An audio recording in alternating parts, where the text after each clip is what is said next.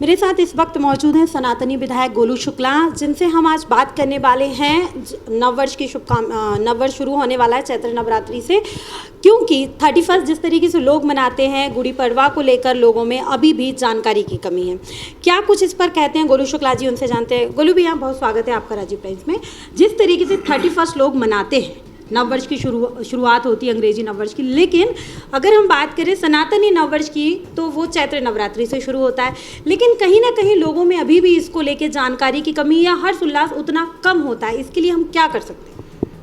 देखिए, हिंदू समाज का नववर्ष तो चैत्र प्रतिपदा गुड़ी पड़वा से ही प्रारंभ होता है, और ये जो 31 दिसंबर है, 31 जिसको बोलते हैं, वो हम लोगों का नया वर्ष नहीं है, वो अंग्रेज़ों का नया वर्ष है।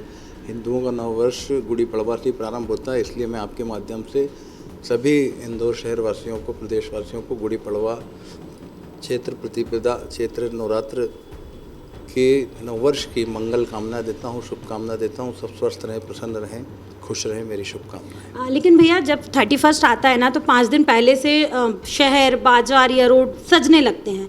लेकिन अभी 30 तारीख को गुड़ी पड़वा है, मतलब नया वर्ष है हमारा। लेकिन आज जो है 27 तारीख है, शहर में ऐसी कोई चहल पहल या खास तैयारियां नहीं दिख रही हैं। इसके लिए आप क्या करेंगे? क्योंकि इतना त्यौहार जो हमारा है चैत्र नवरात्रि को इतने धूमधाम से या प्रसारित नहीं किया गया है, ना ही प्रचार इसका किया गया है। आप क्या कर सकते हैं? क्योंकि आप सनातन प्रेमी हैं और आपको लोग सनातन के लिए ही जाने जाते हैं। हम लोग राजबाड़ा पे सूर्य को, उगते हुए सूर्य को अर्घ्य देते हैं। साथ ही हमारा हर चौराहे पे, इंदौर शहर के लगभग कई चौराहों पे गुड़ धनिया वितरण करने का, श्रीखंड वितरण करने का, गुड़ी बांधने का, हमारे महाराष्ट्रियन परिवार गुड़ी पड़वा है तो गुड़ी बांध के उसका भी पूजन करते हैं।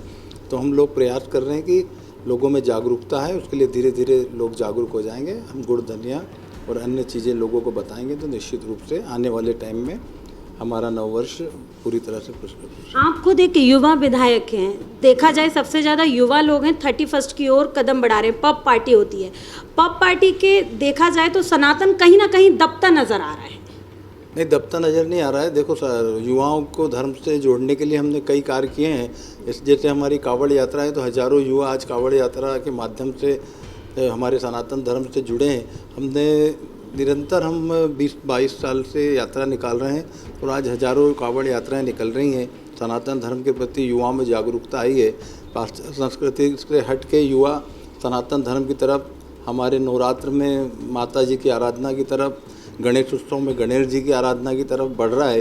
धीरे धीरे, पहले हम जब शुरुआत में कावड़ निकालते थे जब 100 लोग थे, आज 10,000 लोग हैं। और उसके अलावा महाकाल मंदिर में पूरे सावन में करीब 8 से 10 लाख लोग कावड़ यात्रा जल चढ़ाते हैं। बोलिए, संविधान पर्व जब आता है तो दारू की दुकानें बंद कर दी जाती हैं, और जैसे कि नवरात्रि शुरू हो रही हैं, आपको नहीं लगता उस दिन भी दारू की दुकानें और जो मांस की दुकानें हैं उनको प्रतिबंध कर देना चाहिए उन 8 दिनों के लिए?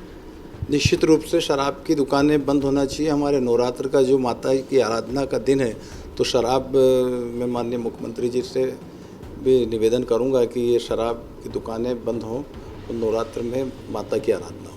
बहुत बहुत शुक्रिया। तो ये थे मेरे साथ सनातनी विधायक गोलू शुक्ला जी, जो हमेशा सनातन के लिए जाने जाते हैं, सनातन को बचाने के लिए जाने जाते हैं। बहुत बड़ी बात एक विधायक जी ने कही है कि नवरात्रि जब होगी तो उस दिन जो है शराब की और मांस मदिरा से रिलेटेड जितनी भी दुकानें हैं उनको बंद किया जाए। कैमरामैन धीरज के साथ ऋतु साहू की रिपोर्ट। धन्यवाद।